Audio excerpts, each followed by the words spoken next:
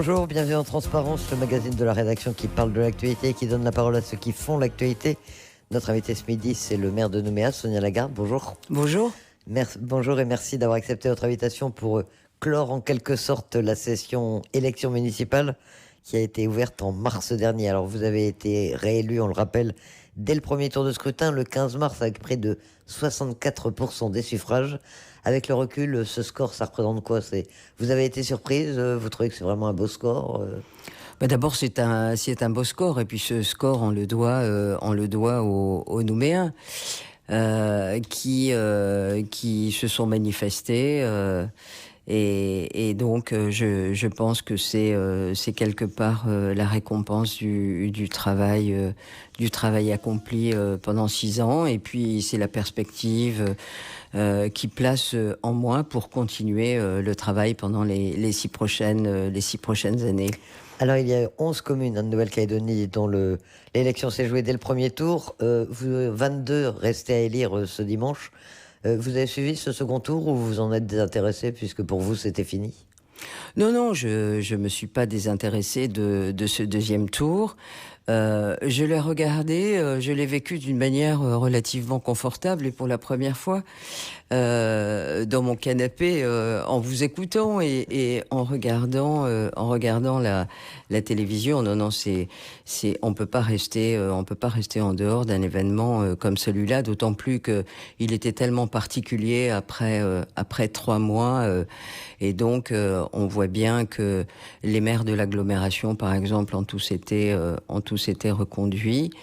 On doit quelque part tirer un peu les leçons de ce deuxième tour. On voit le confortement des maires de l'agglo, je le disais. On voit une montée de l'UC par rapport au Palika, et puis une surprise qui finalement n'en était pas une, vu le score de Monsieur Metzdorf au premier tour. À la fois où Calédonie Ensemble et Philippe Gomez reçoivent une fessée incroyable. On s'y attendait et c'est sans doute, vous savez, en politique, 1 + 1, ça fait jamais 2.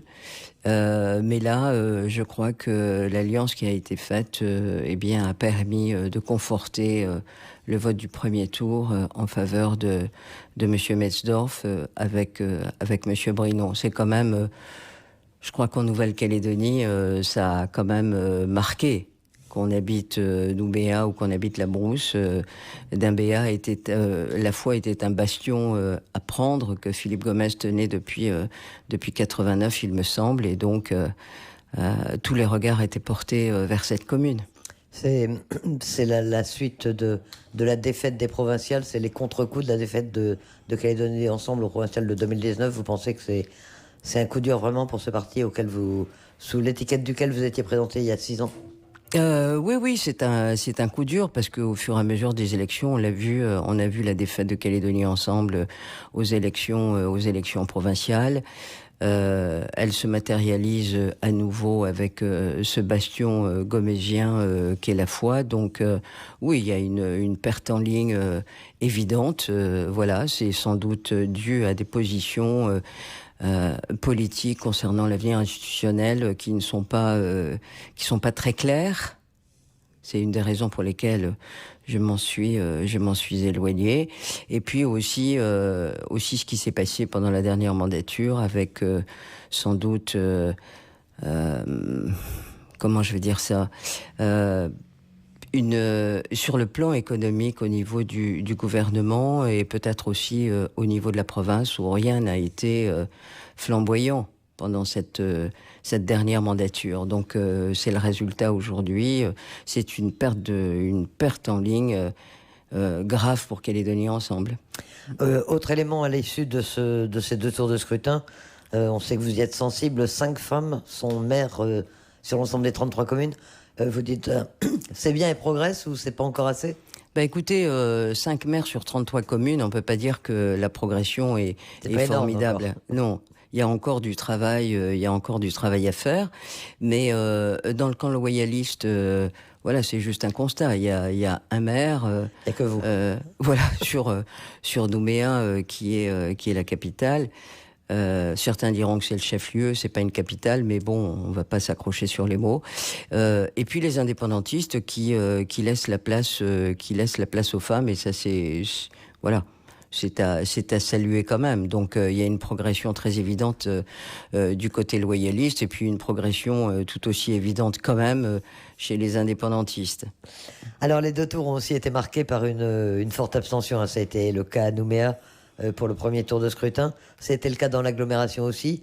Globalement, sur l'ensemble de la Nouvelle-Calédonie, 52,87 au premier tour, 57,69 au second. Ça vient d'où cette abstention? Comment est-ce que vous l'expliquez? On dit toujours que les électeurs sont... Enfin, la municipalité, c'est la collectivité la plus proche d'eux, etc. Pourquoi ils ne sont pas déplacés cette fois-ci? Alors écoutez, je ne sais pas, chacun y va de son commentaire. On voit bien qu'il y a un manque d'intérêt évident pour ces élections, alors elles sont essentielles. Je veux dire, une municipalité, c'est lié à des projets, c'est lié au cadre de vie que vous voulez avoir pour vos administrés. C'est essayer de faire avancer les choses de façon à ce que cette qualité de vie soit au rendez-vous. Et donc, on a un petit peu de mal à comprendre. Alors, on a dit au premier tour, oui, c'était lié à une dépression. Alors, je veux bien le comprendre dans le Nord, où certaines communes étaient difficilement franchissables. Ça l'a été beaucoup moins sur l'agglo, sauf en fin de journée. Là, on dit c'est le Covid, donc on trouve tous les prétextes possibles. Mais enfin, quand on regarde les résultats, on s'aperçoit qu'en France métropolitaine, c'est aussi exactement la même chose. Les gens ne vont pas voter. Alors, est-ce que c'est une lassitude? Moi, je ne sais pas. En tout cas, moi, je suis pour le vote obligatoire. Voilà. Alors ça n'existe pas en France aujourd'hui, mais je crois l'État doit se pencher sur la question parce que c'est un avantage, c'est la démocratie qui s'exerce, c'est un avantage formidable d'avoir tous les 6 ans pour les mairies, d'aller voter, de pouvoir s'exprimer, parce que quand vous allez voter, et si vous n'êtes pas content, vous pouvez le dire, parce que vous avez franchi le cap d'aller voter, mais vous ne pouvez pas contester ou dire que vous n'êtes pas content quand vous n'allez pas voter. Donc voilà. Mais en tout cas, on doit tirer les leçons de ça, parce que cet abstentionnisme ne peut pas s'installer durablement dans le temps. On a des échéances extrêmement importantes qui nous attendent bientôt. Pour les référendums, enfin pour le premier référendum, ils sont mobilisés. Oui. Donc on peut penser que pour le second, ce sera peut-être la même chose. Oui, mais on voit bien que dans l'agglomération, il y a eu ce fort taux d'abstention. Mais par contre, on voit dans certaines communes indépendantistes dans le Nord, on le voit aussi à l'île des Pins, où là, les gens se sont véritablement mobilisés sur 3 communes. On l'a vu à la fois aussi sur 3 communes. Et donc, je crois que ça devrait, c'est mon avis, mais on devrait rendre le vote obligatoire. On retient l'idée. Dans votre conseil élu, donc le 15 mars, dès le premier tour, vous disposez de 46 sièges sur 53. C'est quand même beaucoup. Est-ce qu'il n'y a pas une tentation d'hégémonie? Est-ce que vous allez écouter les élus d'opposition qui sont finalement fort peu nombreux et qui en plus sont éclatés dans plusieurs... c'est même pas des groupes, quoi. Oui, ce sont des représentants de groupes politiques, mais ils sont 7. Et donc, vous en avez 2 pour Unité Pays, indépendantiste, 2 pour Calédonie Ensemble, 2 pour l'éveil océanien et 1 pour Génération NC. Donc, voilà, ils sont 7. Moi, c'est ce que j'ai toujours dit. J'écouterai à partir du moment où les propositions peuvent s'intégrer dans nos exercices budgétaires. Eh bien, à ce moment-là, j'écouterai, parce que je crois que diriger une municipalité, c'est aussi savoir écouter l'autre. C'est pas parce qu'ils sont dans l'opposition qu'ils ont des propositions totalement farfelues. Donc moi j'ai fait un appel du pied et je saurais écouter. Je saurais d'autant plus écouter que j'ai passé 13 ans dans l'opposition à la mairie de Nouméa, où je n'ai jamais été écouté. Et il me semblait avoir des propositions qui tenaient la route, mais je n'étais pas entendu. Donc, je crois qu'il c'est comme ça. Une ville, elle est à construire avec tout le monde, sans exclusive. Depuis la fin mai, vous avez été installé le 27 mai, je crois. Oui. Ça se passe bien? Vous avez déjà eu des contacts avec eux, avec les différents représentants de l'opposition?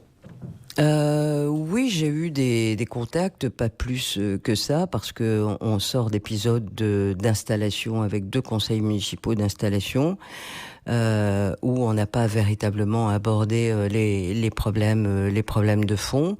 On a un conseil municipal la semaine prochaine, mais j'ai dit que mon bureau était ouvert, et donc je pense qu'ils viendront me voir maintenant que les choses sont installées et qu'on pourra en discuter sereinement.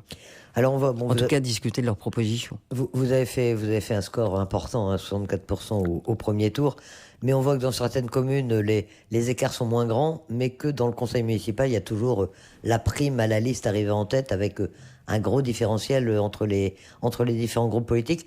Est-ce qu'il faut changer le mode de répartition, le mode de scrutin des élections municipales? C'est ce que disent certains. Oui, j'ai entendu ça le soir d'élection sur votre radio. Pourquoi cette loi de 82 a donné une prime aux sortants, une prime majoritaire? C'est pour stabiliser les conseils municipaux. Et donc, il ne saurait en être autrement, parce que imaginez une seule seconde que dans l'opposition, il y ait beaucoup plus de monde dans l'opposition, et que demain, ces différents représentants de partis pourraient se léguer, se mettre ensemble pour déstabiliser le conseil municipal. Alors on verrait ça relativement souvent. Moi, je l'ai vécu dans la dernière mandature, et alors les choses se sont faites à l'envers, puisque j'ai eu sur mon bureau un groupe de 22 personnes, mais qui était censé appartenir à la majorité. Mais juste un exemple aussi, ça veut dire que une fois que ce groupe a été constitué, quand on a eu à voter le parc urbain de Sainte-Marie, ils ont voté contre. Alors ça veut dire quoi? Que si jamais les choses étaient allées jusqu'au bout, parce que moi j'ai réussi à constituer une majorité ce soir-là, mais ça veut dire qu'aujourd'hui on aurait, c'est juste un exemple, mais il est flagrant, on aurait des barres de béton aujourd'hui sur le parc urbain, alors que c'est une réalisation d'intérêt général et qui profite à tout le monde aujourd'hui. Donc cet exemple, il est parfait, et il concrétise le fait que effectivement il y a cette prime, et qui permet de stabiliser les conseils, et qui permettent au maire et à sa majorité de pouvoir travailler le plus tranquillement possible. Il ne saurait en être autrement, parce que sinon on serait confronté en permanence à des putschs à l'intérieur d'un conseil municipal. Et en fait, quand vous allez et que vous vous présentez, vous avez des propositions, vous avez un programme, et vous avez 6 ans pour le mettre en œuvre. Et donc sinon on ne pourrait pas le faire. Donc c'est bien d'avoir une large majorité au sein du conseil. Vous aviez 15 adjoints précédemment, vous n'en avez plus que 12 cette fois-ci. C'est des raisons d'économie essentiellement qui vous ont amené à diminuer le nombre, ou quelle est la raison? Ou ça sert à rien d'avoir autant d'adjoints? Non, moi j'ai toujours pensé que ça servait à rien d'en avoir autant. En fait, on est passé de 15 à 12. En fait, j'ai fusionné les secteurs. Avant, nous avions un adjoint en charge du budget, un adjoint en charge des finances, un adjoint en charge de la commande publique. Et donc, j'ai regroupé ces 3 secteurs. On avait un adjoint en charge de l'urbanisme, un adjoint en charge de la culture. Vous n'êtes pas sans ignorer que l'urbanisme et la culture, j'ai gardé ça puisque j'ai assumé ça. En lieu et place d'autres, en particulier sur la culture, mais je suis pas là pour dénoncer. Mais vous savez, j'ai autour de moi, je veux des adjoints qui travaillent, et non pas des adjoints qui se font juste nommer pour avoir une rémunération à la fin du mois. Voilà, donc tout ça est lié. À la fois, on fait des économies, et on a regroupé des secteurs, et ça va fonctionner. L'urbanisme, c'est un gros secteur, bon, la culture aussi. Oui. Vous allez arriver à tout gérer, à la fois à vous occuper aussi de ces secteurs-là? Oui, j'ai gardé ça, mais vous savez, je m'en suis occupé pendant 5 ans. Lors de la dernière mandature, l'urbanisme, parce que ça touche au développement de la ville. J'avais eu quelques soucis avec un adjoint, mais voilà, c'est des secteurs dont je m'occupe, et ça a fonctionné, donc il y a aucune raison pour que ça ne fonctionne pas cette fois-ci. Alors vous avez été installé fin mai, on le disait, c'est aujourd'hui l'élection le début des élections des maires élus le dimanche dernier. Vous, depuis fin mai, qu'est-ce que vous avez fait? Vous avez pu commencer à lancer des On a opérations? travaillé, madame. Vous avez installé votre conseil, vous avez commencé à lancer des opérations déjà, ou c'est un peu tôt, ça fait qu'un mois en fait? Oui, on a lancé et on n'est pas resté comme ça à ne rien faire. Mais vous savez, pendant la période du Covid, on a aussi travaillé puisqu'on avait des équipes qui travaillaient soit en télétravail ou des gens qui étaient en mairie. On n'a pas voulu prendre de retard, l'élection étant passée. Et donc, oui, on a nos projets, on les met sur pied. Et donc, on est en phase, pour un certain nombre d'entre eux, déjà des phases de réalisation. Alors on a remarqué que les travaux d'ailleurs avaient repris, notamment dans le centre-ville ou dans un certain nombre de quartiers de la ville. C'est quoi maintenant les gros travaux qui sont lancés ou qui vont être lancés? Et quel calendrier? Pendant 6 ans, il va y avoir des travaux ou... Ah bah oui, parce que je vous ai déjà dit, on fait pas d'omelette sans casser les œufs. Et moi, j'ai beaucoup travaillé lors de la dernière mandature. Je n'entends pas me rouler les pouces, comme on dit, pendant cette mandature. Il y a des projets. D'abord, on s'est présenté aux électeurs avec des propositions. Il faut maintenant les mettre en œuvre. Et puis, moi, je ne peux pas rester sans rien faire. Donc oui, il y aura encore des travaux. Alors, vous parlez des travaux en ville. Oui, sur le haut de la ville, on continue, on poursuit la réfection des trottoirs. Et puis on a ce grand projet de rétablir le trait de côte à Lansvata, qui est un méga projet pendant cette mandature. Et alors ça se fait comment? C'est quoi rétablir le trait de côte?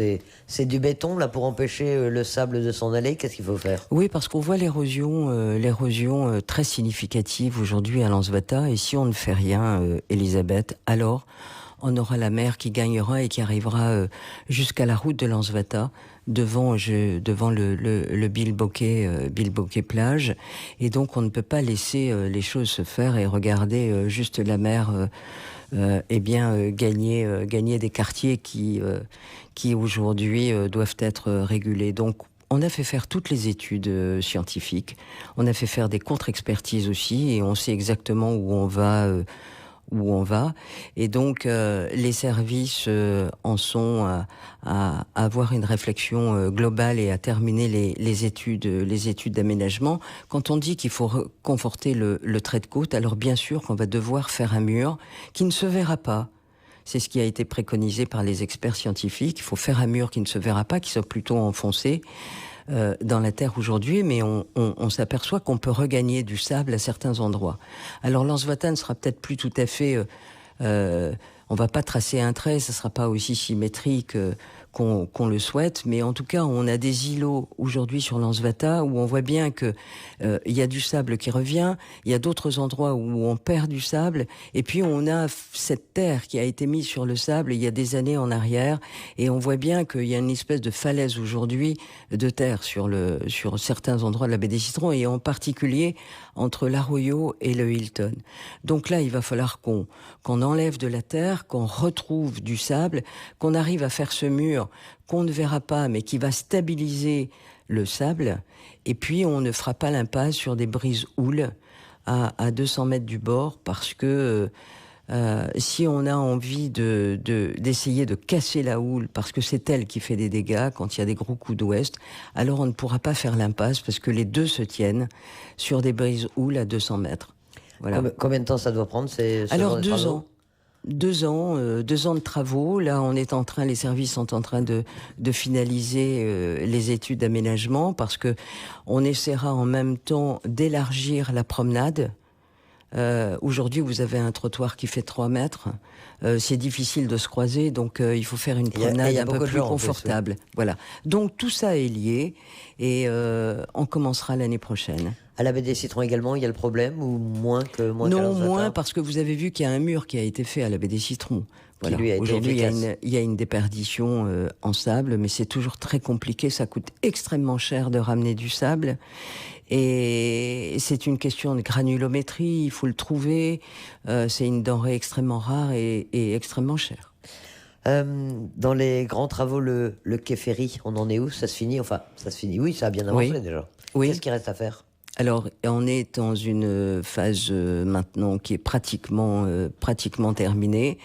On a fait appel à un gestionnaire parce que nous, c'est pas notre métier de faire ça, et donc on est sur une phase de commercialisation des quais ferries, et donc il restera des travaux à faire d'aménagement pour les commerçants qui viendront, et donc je pense qu'on essaiera d'ouvrir à la fin de l'année. On a pris un petit peu de retard. Avec Voilà. des boutiques partout, Oui, quelques restaurants, des boutiques, enfin quelque chose de très attrayant. Dans les quartiers nord, c'est toujours la question soulevée. Est-ce que vous les oubliez ou est-ce que vous avez également des projets pour les quartiers nord? Ben non, on les oublie pas. On les oublie pas parce que la ville, c'est un tout. C'est le nord, c'est le sud, c'est l'est, l'ouest, et on ne peut pas abandonner les quartiers. Alors, on a toujours un vaste programme d'assainissement parce que celui-là, ça se voit pas, mais on continue. On a en projet, et les études sont presque terminées, pour aménager la rue Forest à Ducos, là où il y a le marché de gros. On va faire des trottoirs. On va végétaliser aussi tout cet axe. Il y a aussi de réaliser la maison socio-sportive au 6e kilomètre, hein, sur le complexe de la Veuve. Il y a les pistes cyclables aussi pour rejoindre les boucles de Tina et rejoindre Magenta à partir des quartiers du 5e, 6e, 7e kilomètre et voir Tina Presqu'île. Donc les quartiers nord ne sont pas oubliés, bien sûr. Vous pensez développer le vélo à Nouméa ou c'est du Bien vélo sûr. loisir uniquement du vélo? Bien sûr. Le Déplacement vélo également, Oui. pour remplacer la voiture? Alors je ne sais pas si on pourra remplacer la voiture. C'est la parce grande que mode en ici, métropole. Hein. oui, mais ici on est dans une ville qui est faite de côtes quand même si vous pourriez me dire oui, mais on a des vélos électriques, bien sûr, mais on a quand même, c'est la culture du tout voiture, et je ne pense pas qu'on arrive à 100% à avoir du vélo, mais aujourd'hui on a beaucoup de gens qui font du vélo, pas seulement sur le plan sportif, mais qui se déplacent aussi. Et donc, il faut aménager. Là, on va continuer. Les travaux vont commencer à partir du rond-point de Green Valley pour aller jusqu'aux boucles de Tina. Et puis, il y a une autre portion qui est le long de l'aérodrome, entre la plage de Magenta et le rond-point de Sodoto, qui est une partie qui appartient à la province. Et donc, la province va faire son travail, c'est-à-dire qu'elle va faire la piste cyclable qui jonche aujourd'hui une partie de l'aérodrome. Et nous, on fait le reste. Et puis, à l'inverse, on permettra aux gens, à la fois de la presqu'île de Tina, du 6e, du 7e, de pouvoir rejoindre les boucles de Tina et ensuite de pouvoir arriver jusqu'au parc des 5 îles ou le parc urbain, et puis d'aller jusqu'au Méridien, c'est-à-dire les plages du Sud. On va tous 35 kilomètres. On va tous C'est formidable. tous acheter un vélo. Oui. La lutte contre l'insécurité, ça reste évidemment, c'est moins glamour peut-être, mais ça reste toujours une priorité. Il y a toujours de la délinquance à Nouméa, on en est où? Bien sûr. Est-ce qu'il y a moyen... Lors de la dernière mandature, vous aviez mis l'accent un petit peu sur la police municipale. Oui. Qu'est-ce qui peut être fait de plus aujourd'hui? Alors la police municipale, je le redis, est une police sur le terrain et qui est extrêmement efficace. On a les caméras de vidéosurveillance aussi. On en a 115 aujourd'hui. On accélère, on essaiera d'arriver à la fin de l'année, voire tout début d'année prochaine, arriver à 150. La brigade canine qu'on a mis en place, là, on va la doter d'un quatrième chien, parce que c'est policier, entre guillemets, parce que les chiens, ils sont extrêmement efficaces. Ils font partie des effectifs voilà. de la police. Et donc, moi, j'aimerais bien qu'on arrive à en avoir beaucoup plus que 4. Mais là, on en a un 4e qui arrive. Voilà. Et puis, je crois qu'il faut travailler conjointement aussi avec la province sud. Nous étions en réunion hier avec la présidente, le procureur et la commissaire déléguée. Il faut qu'on mette l'accent sur la délinquance des mineurs. On a une délinquance aujourd'hui avec des mineurs qui sont de plus en plus jeunes. Donc il y a des axes de travail et des pistes de travail élaborées par la province. Et donc tout ça doit se faire en synergie entre les collectivités. Donc on est embarqué aussi là-dessus pour essayer de faire en sorte d'obtenir des parents un peu plus que ce qu'on peut obtenir aujourd'hui, c'est-à-dire une démotivation. Et donc, on ne peut pas accepter ça. Et puis, de s'occuper de ces mineurs, et en particulier de l'addictologie aujourd'hui, qui est la leur. Je ne dis pas tous les mineurs, mais un certain nombre d'entre eux. Donc, le travail est immense. Les mesures prises par la province sud en matière d'alcool, la libéralisation de la vente d'alcool le week-end sous certaines conditions, ça vous paraît une bonne chose? Vous avez approuvé ces décisions? Oui, j'ai approuvé parce que ça fait 5 ans que je le demande. Tous les ans, nous étions, ou tous les 6 mois, consultés par le haut-commissaire sur ces restrictions, le mercredi, le samedi, etc. Et moi, j'avais toujours été prôné la libéralisation de l'alcool. Pourquoi? Parce que on a des chiffres, on les analyse, et on s'apercevait au fur et à mesure que eh bien, que l'alcoolisation était toujours au rendez-vous, et voire qu'elle progressait.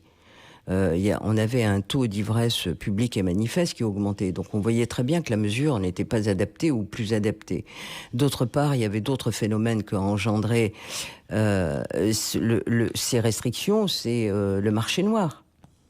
Et donc on a développé ce système avec de l'alcool qui était plus cher et qui a amené quelque part une paupérisation des ménages. Pour moi, c'était important, j'en ai souvent parlé avec le haut-commissaire, les choses n'avaient pas pu se faire, donc je salue aujourd'hui cette initiative de la province, puisque c'était le haut-commissaire avant qui était chargé de prendre ses arrêtés pour l'alcool, et que ça a été transféré à la province. Donc Sonia Backès a entendu et elle l'a fait. Voilà. C'est une mesure qui a 1 mois, donc on va voir. Il est encore trop tôt, j'imagine, pour dresser un premier bilan de ce qui a été fait. Oui, mais ça avait augmenté de manière assez draconienne, l'alcool, malgré, parce que de toute façon, les gens s'organisaient, on achetait de l'alcool à l'avance, ou alors on développait le marché noir. Et donc ça n'a pas freiné du tout la consommation d'alcool. Donc, est-ce qu'elle va progresser aujourd'hui ou qu'elle va stagner? En tout cas, il faut réguler ce marché noir, parce qu'on ne peut pas accepter que l'alcool soit vendu plus cher, et on ne peut pas accepter non plus le marché noir. Donc, à un moment donné, il fallait prendre des dispositions. Alors, autre action, autre décision que vous avez prise conjointement avec la présidente de la province sud, c'est l'abattage ou le prélèvement administratif des requins. En fait, on les tue. C'est une politique qui sera poursuivie, ça vous paraît nécessaire là aussi? Je pense pas qu'on puisse parler d'abattage ou on les tue.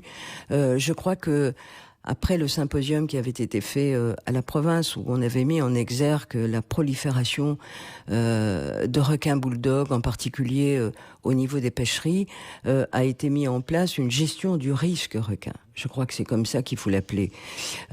Suite au dernier accident qu'il y a eu avec un kitesurfer qui a disparu, dont on sait très bien aujourd'hui, avec le harnais qui a été retrouvé, qui a visiblement été mangé par un requin. Alors un requin tigre, un requin bulldog, on n'en sait rien.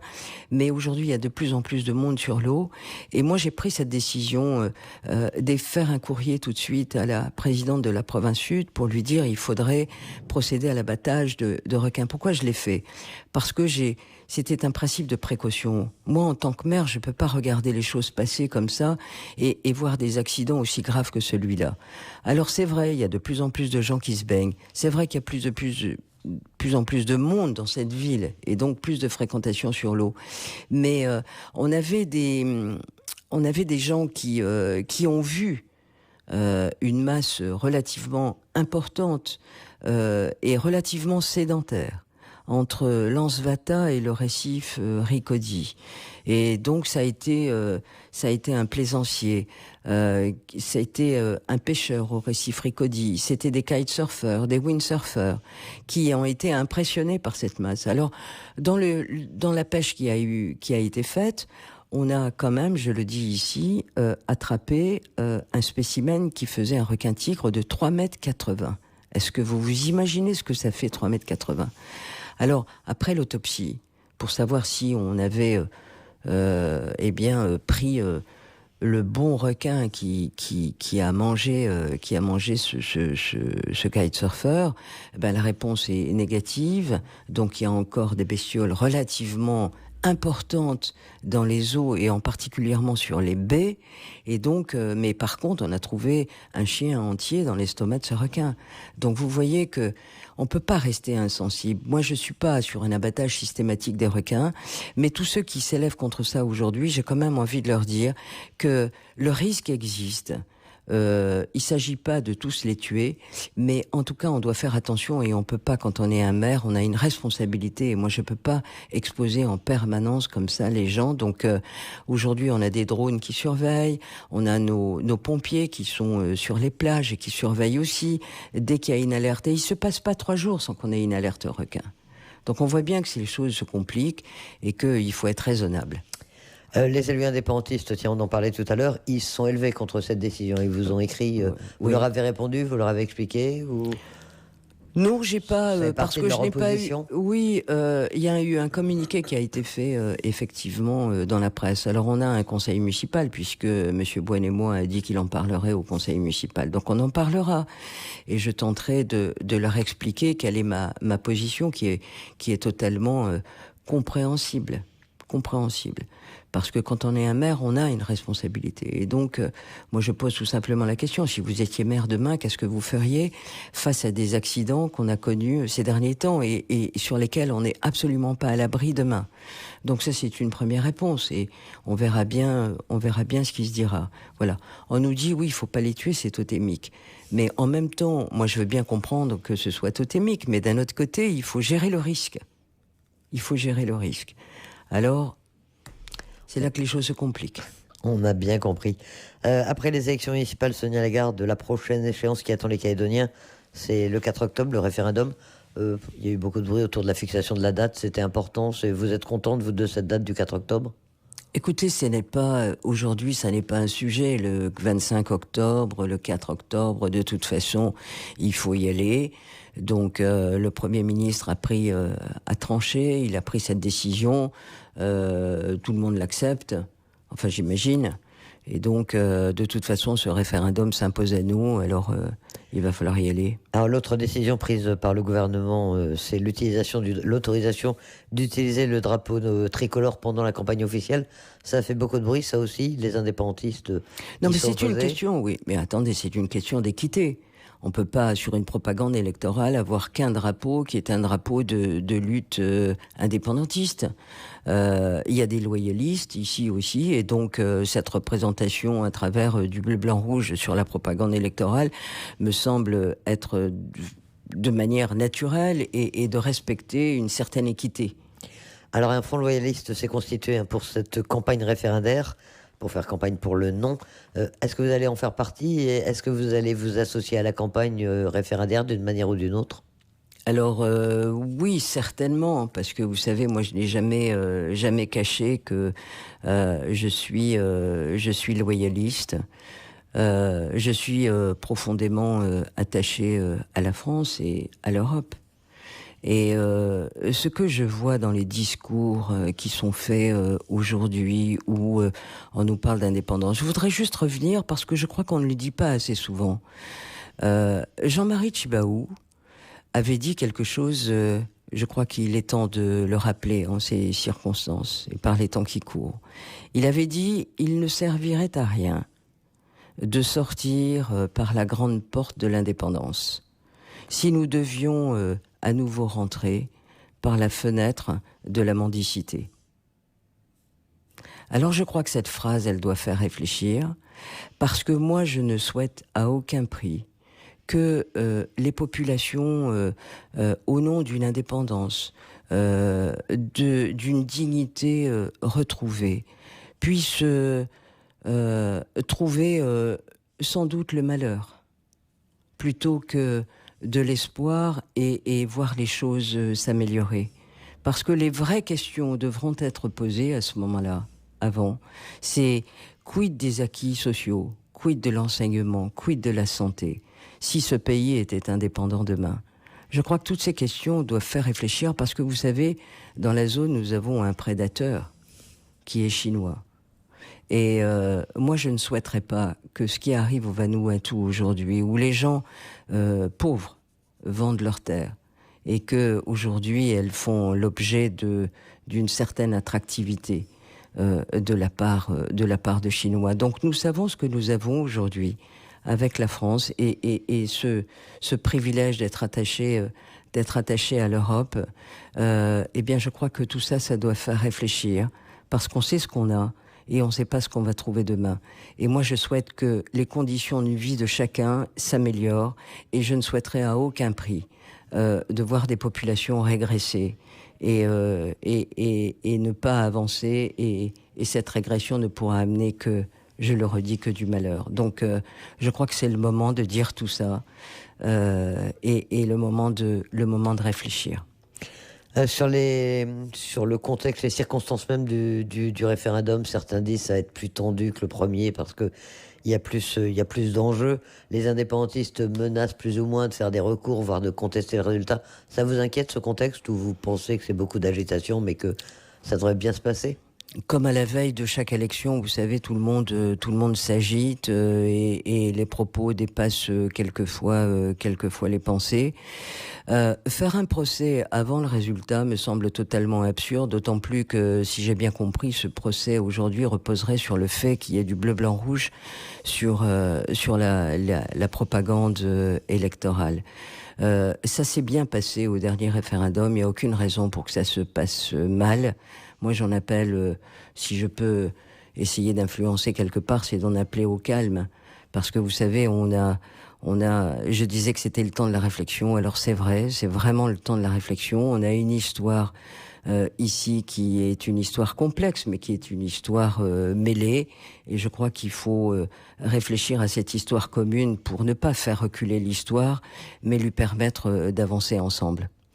Sonia Lagarde, maire de Nouméa, merci d'accepter notre invitation. Merci à vous.